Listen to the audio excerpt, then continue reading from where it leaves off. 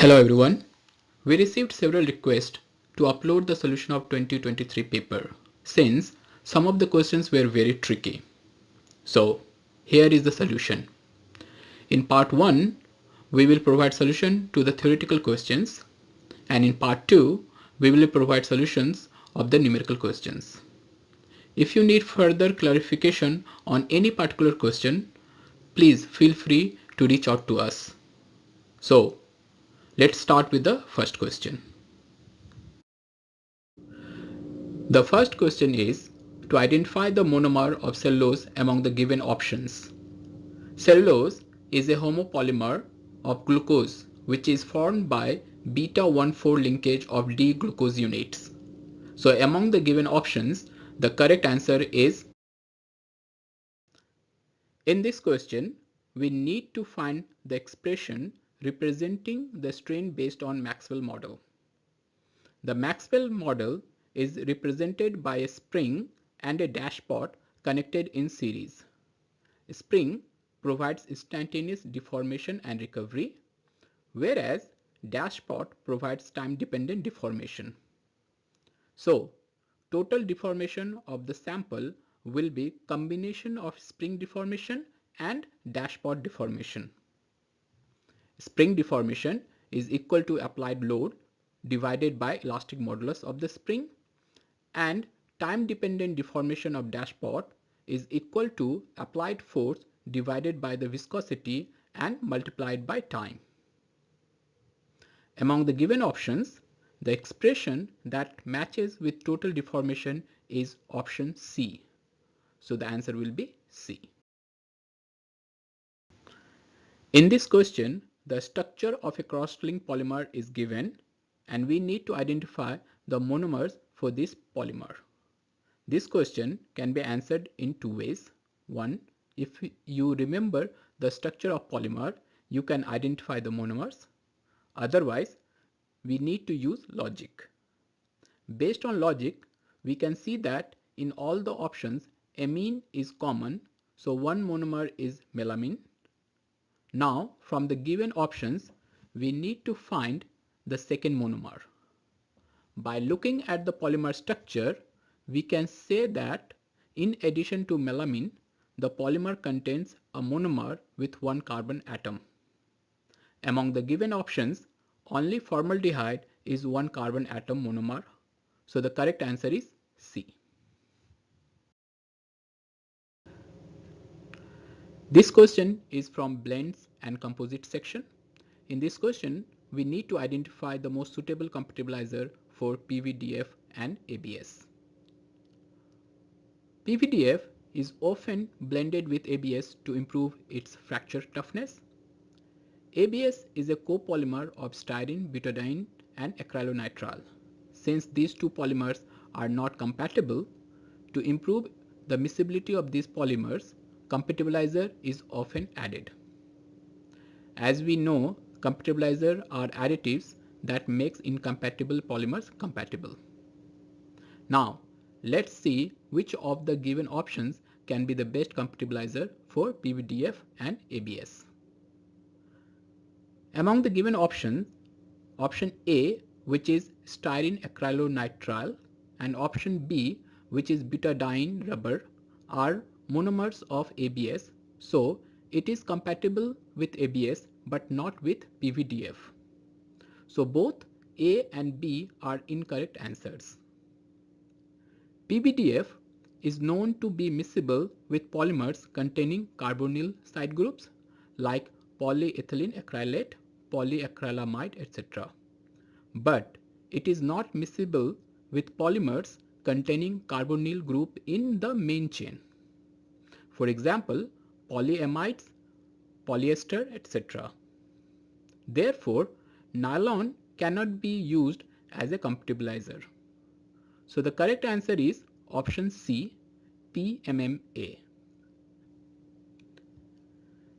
PVDF and PMMA are completely miscible because of strong intermolecular interaction arising from hydrogen bonding and dipole-dipole interactions. On the other hand, the SAN component, especially acrylonitrile part of ABS, is miscible with PMMA. So PMMA is a mutually miscible polymer with both PVDF and ABS. In this question, we need to assign function to different screw zones. In our video on polymer extrusion, we talked about them.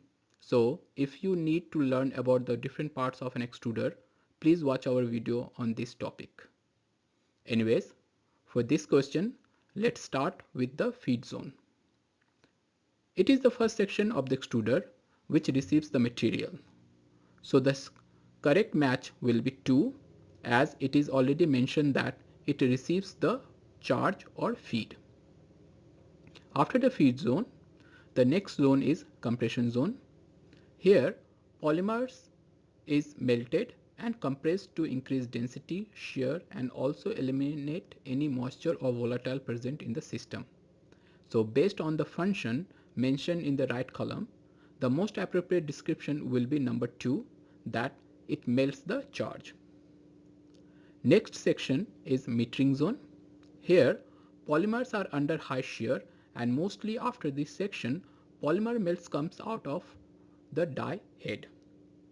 To prepare uniform product, it is important that melt is properly mixed and uniform viscosity is achieved. So the accurate description of the compression zone will be number 4, which says that the charge acquires uniform flow.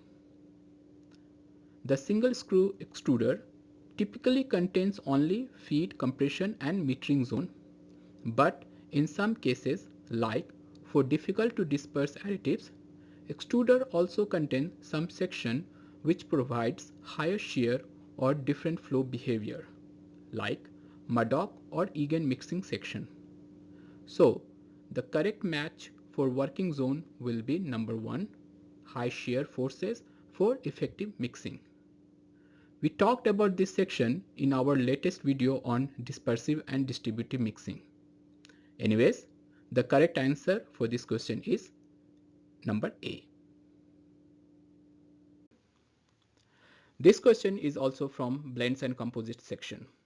In this question, it is mentioned that when nylon is mixed with nanoclay, which contains hydroxyl functional group and an antioxidant, the composite exhibits poor mechanical properties. So we need to identify the reason for poor mechanical properties. Mechanical properties of a composite depends on 2 factors: dispersion and distribution of filler and interaction between filler and polymer matrix. If interaction between these two is good, composite exhibits good mechanical properties, and if interaction is not good, mechanical properties will be poor. Similarly, if dispersion and distribution is poor, mechanical properties will be poor too. Now, let's discuss different options. Option A is the surface functional group of the filler reacted with nylon 6. If this is true, in that case, mechanical properties should be good. That is not correct. Option B is the antioxidant degraded during processing, which is also incorrect because antioxidants are added to prevent degradation of polymer, and antioxidants are thermally stable chemicals like hindered phenol, amines, etc. Option C and D says either antioxidant reacted with the filler or nylon. Now, both situations are possible. Antioxidants can react with filler because it contains hydroxyl functional group and also polymer. But if antioxidant reacts with polymer, there is still enough nylon to react with filler because antioxidant is present in a very small amount. But if antioxidant reacts with filler via hydrogen bonding, then there will be no interaction of clay with nylon, and mechanical properties will be poor. So the correct answer is C. If you want to learn about polymer composites, watch our video on polymer matrix composite. Link is provided in description box. In this question, match the polymer with its glass transition temperature. It is good to memorize the glass transition temperature of common polymers. So it is highly recommended to memorize them. But if you need to figure out the relative glass transition temperature of these polymers, we need to see the factors which influences the glass transition temperature. Glass transition temperature is a temperature at which segmental mobility of polymer chain starts. Different factors that influences chain mobility are crystallinity, chain flexibility, bulky side groups, intermolecular forces, tacticity, molecular weight, degree of cross-linking, and presence of additive. The presence of big bulky group increases chain rigidity, thus increases Tg. So among the given options, HDPE must have the lowest Tg due to higher chain flexibility. PC will have higher Tg than PMMA because it contains two phenyl groups in its main chain, whereas PMMA contains two methyl side groups.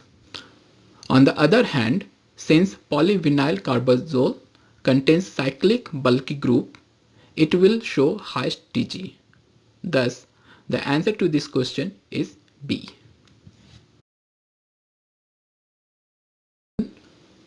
In this question, we need to find the right order of crystallinity of different polymers. Since atactic polypropylene has random orientation of methyl group on the main chain, atactic polypropylene is amorphous in nature. So it will have lowest crystallinity. The other polymers, syntactic polystyrene, nylon, and PET are semicrystalline polymers. So depending upon their thermal history, they can be amorphous or have different level of crystallinity, which makes this question very challenging to answer. Anyways, here is a table from a reference book which shows the relative percentage crystallinity of different polymers, both theoretical and experimental.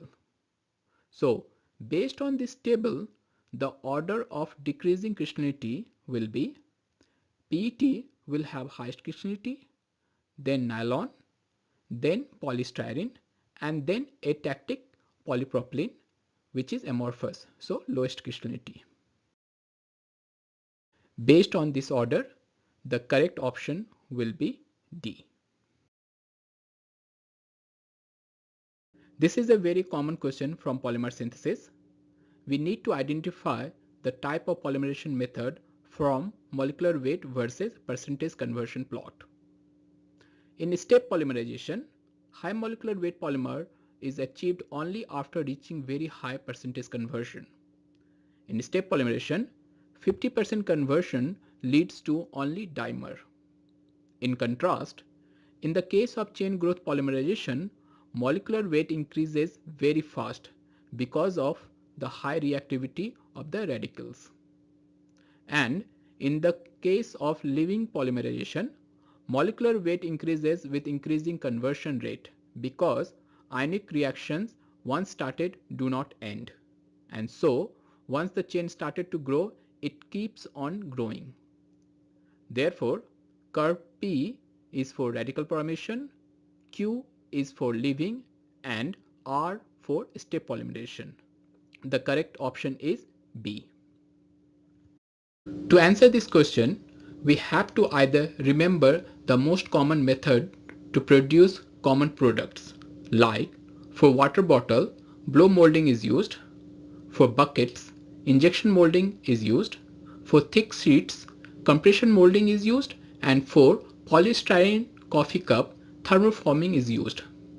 But in case there is some confusion, following logic or information can be used to decide which product can be economically produced by which process.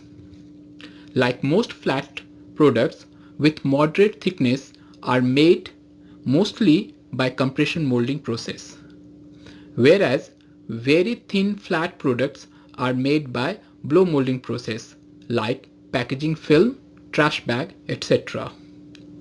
On the other hand, injection molding is an ideal manufacturing process to prepare three-dimensional products, usually products which are relatively small and thick.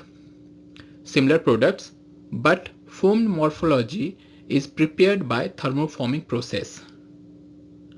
Regarding pultrusion, it is like extrusion. It is a process for manufacturing composites with constant cross sections or structural profiles having significantly long length. So, the correct answer or the combination for this question is number A and D.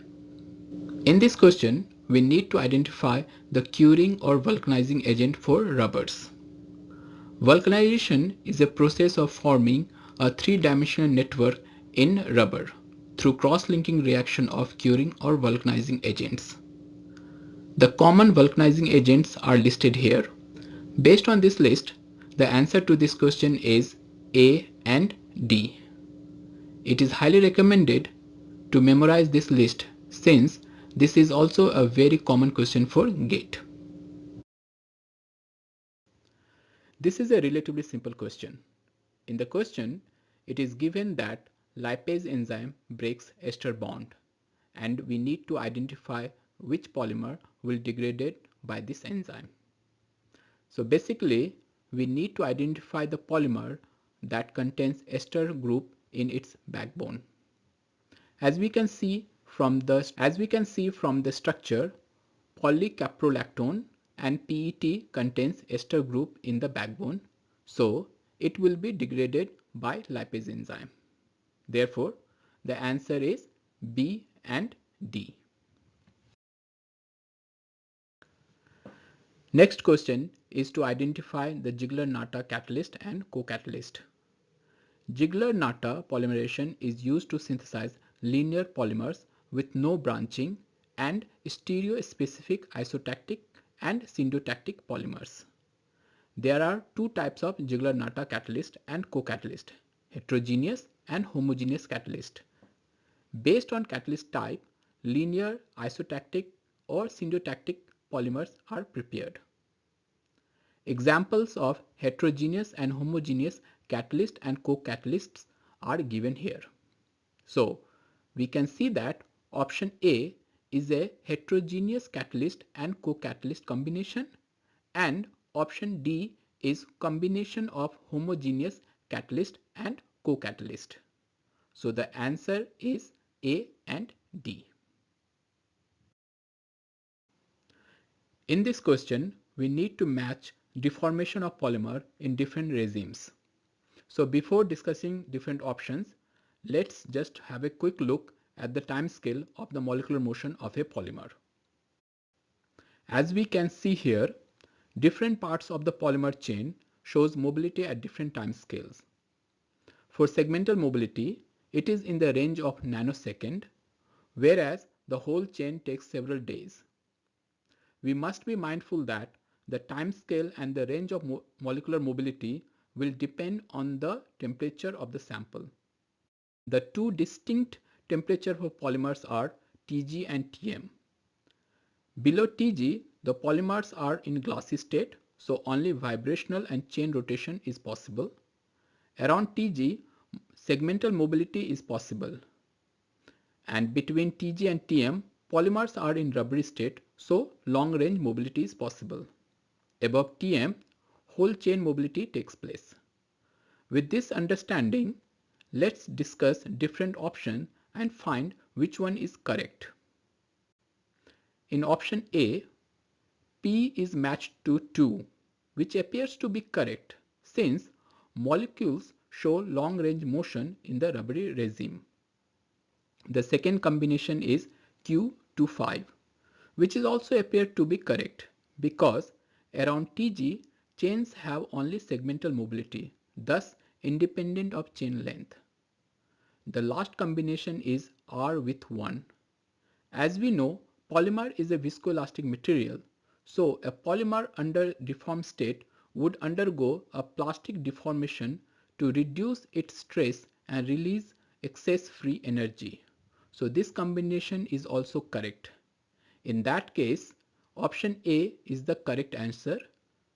Now, let's see the other options. In option B, P is matched to 1. Since stress relaxation will take place only if a material is under stress, and since there is no mention of stress in P, this option is not a correct match. So we can eliminate option B. Now coming to option C. Here P is matched to 2, which we have already discussed is a correct match. So let's move to second match. Here Q is matched to 3, which states that segmental motion of the molecule is important, which is very true for a polymer near glass transition temperature. So this match is correct.